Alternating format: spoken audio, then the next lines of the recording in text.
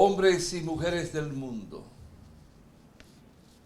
Hoy quiero hablar con ustedes y de una forma u otra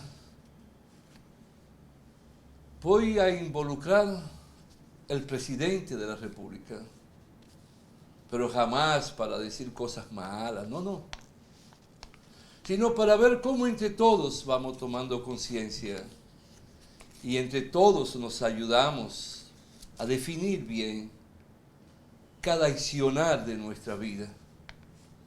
Y si hablamos del presidente, estamos hablando no del accionar individual, ni particular, ni del ego de nadie, sino estamos hablando de lo más sagrado de la patria, de la nación, de toda la sociedad. Y sucede que muchas veces hablamos de funcionario público y no se detiene uno a pensar si es lo mismo un funcionario público y un servidor público. Y ocurre que el funcionario público puede ser electo por el pueblo, ya sea el presidente de la República, que es por encima de todo un funcionario público, electo por el pueblo, al igual que los senadores, diputados, son funcionarios públicos y son servidores de la nación, electos por el pueblo, los alcaldes. Pero también tenemos entonces los ministros. El ministro es un pequeño presidente, es quien controla, es quien dirige su ministerio. Por ejemplo, el de salud es el que tiene que ver con todo lo que es los medicamentos, las clínicas, hospitales, dispensarios médicos.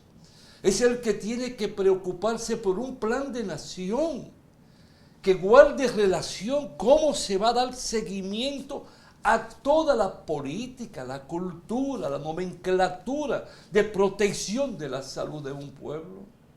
Tiene que ver con los laboratorios clínicos, tiene que ver con las industrias de medicamentos que debemos de implementar y desarrollar para que el costo sea más barato cuando llegue y sea comprado por el mismo Estado a través del gobierno. El ministro es quien nombra a sus trabajadores, los empleados, que son servidores públicos. Tenemos los directores nacionales. Tenemos, por ejemplo, aquellos que guardan relación con los directores de la superintendencia de bancos, de seguro. Esos son designados por el presidente de la República. Y aquellos que también son designados por los ministros y directores, estamos entonces ante personas que desarrollan un servicio público. Son empleados. Ahora bien, cualquiera puede ser ministro de Trabajo, ministro de Educación, ministro de Cultura, ministro de Agricultura, de Salud, no. Lo primero es que se requiere que sea una persona que tenga una formación, conozca, tenga un conocimiento cabal, íntegro o integral de todo lo que encierra cada ministerio y cada dirección. Y sepa tener el concepto de elaborar un plan de nación ajustado al plan de nación que se haya dado el gobierno a través de su partido. Ponerlo en ejecución. Saber codearse, reunir el equipo humano con capacidad. Por ejemplo, en agricultura existe el área de ganadería, vacuna, porcina. Entonces hay que buscar los especialistas, los graduados, los conocedores, los que tienen un concepto del uso y la costumbre por región, por zona, que varía de acuerdo a la temperatura, el clima, la tierra, la alimentación. Por igual tú tienes que hacerlo en cada ministerio, buscar ese material. Ahora bien, ¿y cómo yo puedo elegir mis ministros. Yo debo tener una terna en mis manos, ante mí. Debo tener un equipo que me asesore, de un sociólogo, de un psicólogo, de un economista, de una persona conocedora de la valía de lo que debe ser el material humano. Tengo que ver la formación de esa persona. Pero por encima de todo, ¿cuál es su pensamiento político? Si hay coincidencia donde se piense en el pueblo, donde sea una persona que ame el pueblo, que ame la familia y que tenga un concepto de dignidad sobria, de lo que vale ser honesto, de lo que significa administrar los bienes del pueblo y ponerlos en movimiento. Entonces, ese equipo tiene que descubrir que esa persona tiene elementos en su vida, por ejemplo, que es leal, que no conoce la mentira, más que aquella mentira piadosa, que cuando la mujer te dice, mire, ¿y qué tú estás viendo? No, yo no estoy viendo nada, estoy viendo en el aire. Cuando a la inversa uno le dice a la mujer, pero tiene que ser leal, tiene que ser una persona que no miente, no puede mentir, y es una persona también que tiene una formación desde la familia y principios que no le permiten robar, que no se enamore de ponerle la mano a lo que es el patrimonio del pueblo, y una persona que también comprende el sentido de que no puede traicionar. Todo eso tiene que reunir y engalanar a una persona como funcionario público o como servidor del Estado, mejor dicho, del pueblo. Y eso tiene que demostrarlo en el andar de su historia, en el andar de su vida. Tiene que demostrarlo cómo fue su comportamiento ante sus vecinos, en la comarca donde vivió, en el paraje, en el campito, o en el barrio, o en la ciudad. No estamos hablando de procedencia de dinero. Estamos hablando de procedencia de dignidad, de formación. Donde allí supo ser humilde, supo abrazar al viejito, supo compartir y ser solidario con el vecino. Y que todo eso como funcionario, como servidor del pueblo, pueda ponerlo en práctica para bien de su honra y para bien de la nación. Es decir, tiene que ser una persona que no puede practicar ser elitista, que le gusta solo ver los blanquitos, niega a los de piel morena, o niega a los blanquitos y se enamora de los de piel morena. No. Tiene que ver el humano donde no hay raza. Tiene que ver el humano donde no hay procedencia económica. Tiene que verlo con cuerpo y alma. Porque ese humano llora, siente, padece. Llora lágrimas de sangre cuando no tiene con qué comer. Cuando no tiene oportunidades para vender su fuerza de trabajo y tener un trabajo que le proporcione aunque sea migajas para vivir.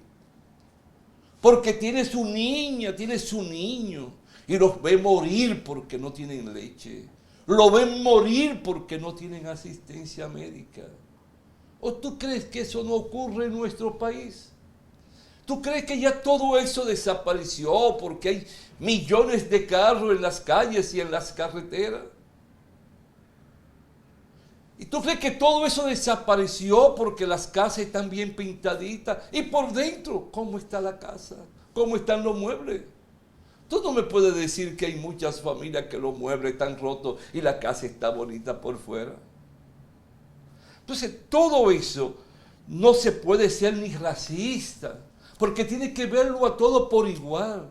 Porque tú como funcionario llega allí o como servidor público es para servirle a la patria, a todos los integrantes, a la naturaleza, porque tiene que provocar que cuidarla a través del Ministerio de Ambiente. Los ríos, Tiene que educar a un pueblo, tiene que enseñarle su historia, tiene que enseñarle su grandeza y tiene que motivarlo para que se involucre con la ciencia, la nueva tecnología, conocer el interés, el internet, navegar por el mundo, estar al tanto a través de YouTube o de otras ramas de lo que ocurre en el mundo. Es decir, debe tener presente esa persona a las grandes mayorías de su pueblo. Tú no puedes ir allí a ser un servidor público, trabajar, por ejemplo, en migración o en aduana o en pasaporte, y llega un ciudadano desde Dajabón a la capital, o llega desde Dajabón o Montecristi a Santiago, y cuando quiere preguntarle y está en la fila, no avanza la fila porque tú estás allí un burócrata, hablando con los otros, cherchando con los otros, y te olvida cómo atencionar a esos que están y que vienen de lejos, que le costó trabajo llegar, le costó dinero porque tuvo que pagar un taxi, un concho o un pasaje. No, hay una película de Cantinflas, aquel gran cómico mexicano, que se llama El Burócrata. Y como Cantinflas un día se pone violento, ese gran cómico mexicano, y le hace ver lo que significa el burócrata y el perverso como burócrata. No, usted tiene que tener una sonrisa para todo el que va donde usted. Porque no es de donde usted buscando una respuesta, con desesperación, con incertidumbre. Y para eso le pagan. Tú tienes que tener presente que quien te paga a ti no es un presidente, ni es el ministro de Finanzas. Quien te paga a ti es el pueblo, porque ellos hacen uso del dinero del pueblo para pagarte. Y ese dinero no solo hay que cuidarlo, sino también amamantarlo con las respuestas que se le entrega al pueblo. Fíjate cómo vamos hablando, señor presidente. Y eso es bueno repetirlo, señor presidente. Y eso es bueno de que salga en todas esas voces de periodistas y de comunicadores que ustedes tienen y le dan beneficios y prebendas y le llaman hasta bocina. Díganle, no, cámbienme el discurso, no hablen de mí, no hablen de mi gobierno. Hablemos de lo que debe de ser un funcionario, un servidor público, un empleado, para que cambie la mentalidad de un pueblo y se reencuentre hacia la seguridad y el trampolín que nos lance hacia un futuro glorioso. Ya el momento no es de acusaciones, ya el momento no es de diatribas, no es de ataques personales, el momento es de transmitir de conciencia política.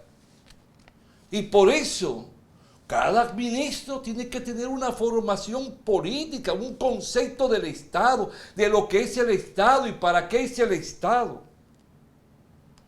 Tú tienes que ser respetuoso como funcionario con tu partido, porque tu partido es el que debe de trazar la línea a seguir para el desarrollo integral del pueblo, el plan, el programa de nación. Tú no llegas allí para ti. Pueden llegar personas que no sean del partido o de otro partido, pero tienen que ajustarse al plan de gobierno que emane de la parte central del gobierno, que es el Poder Ejecutivo.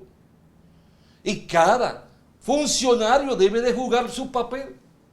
El puesto más importante es el ministro de Estado de la Presidencia, después del presidente. No es la vicepresidencia.